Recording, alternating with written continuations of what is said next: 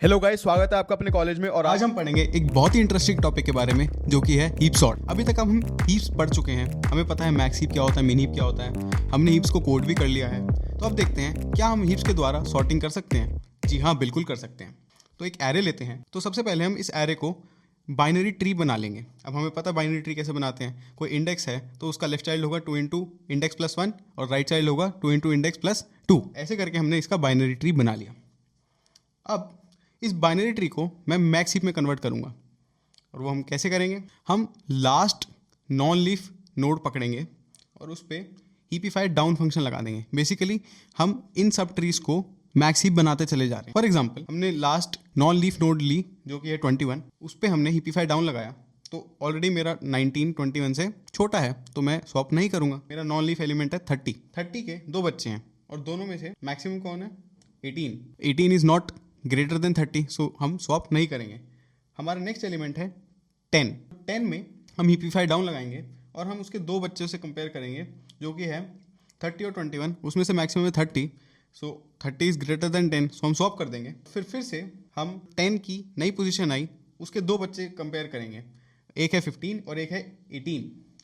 So greater है 18, सो 18 is also greater than 10, so will swap 10 and 18। इस तरीके से हमारा मैक्स हीप तैयार हो गया है। आगे बढ़ते हैं।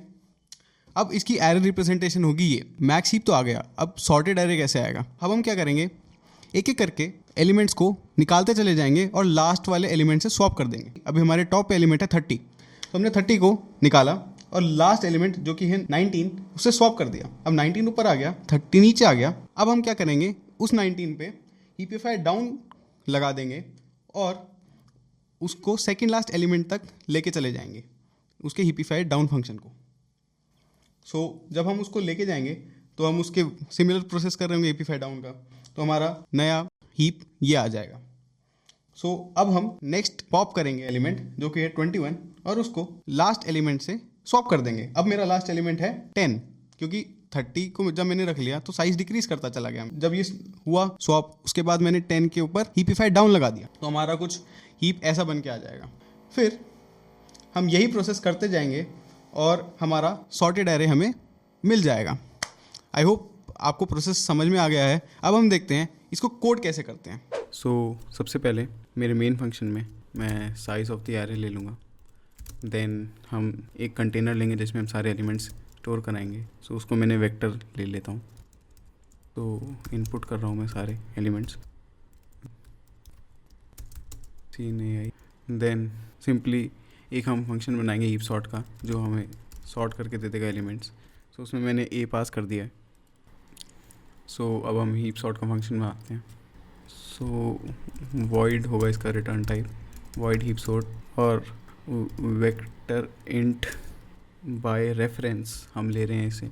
गाइस, बाय रेफरेंस लेने का फ़ायदा होता है कि जो आर्गुमेंट में हमारा वेरिएबल जाता है, बेसिकली अभी पूरा वेक्टर गया हुआ है, वो पूरा कॉपी नहीं होगा, वो उसका एक रेफरेंस यानी पॉइंटर पास हो जाएगा। और हमें क्योंकि रीड करना है उसमें से, हमारी लाइफ आसान हो जाएगी क्योंकि उसकी कॉम्प्लेक्सिटी सही रहेगी। जनरली बाय रेफरेंस ही लेना चाहिए अगर आपको मॉडिफाई नहीं करना है।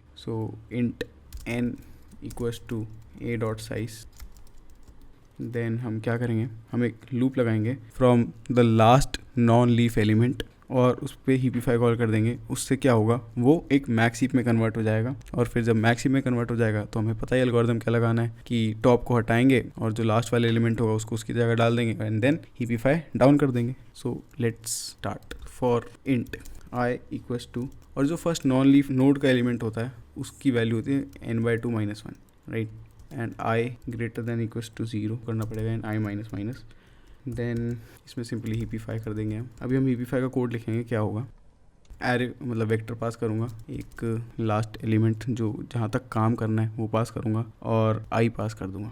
देन हम क्या करेंगे, सिंपली वही जो हमने एल्गोरिथम किया था वही वाला काम करेंगे। i equals to n-1, last element को पकड़ेंगे, सबसे ऊपर डाल देंगे, स्वैप कर देंगे, मतलब i greater than 0, i minus minus, swap a0 with ai, right, and then heapify.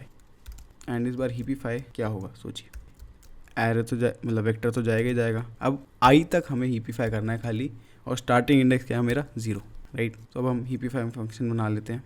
इसका रिटर्न टाइप होगा वॉइड heapify, इसमें हम सबसे पहले एक वेक्टर ले रहे होंगे, वो भी बाय रेफरेंस। एक इंट n ले लेंगे कि कहाँ तक करना है, और इंट i ले लेंगे कहाँ से शुरू करना है, राइट।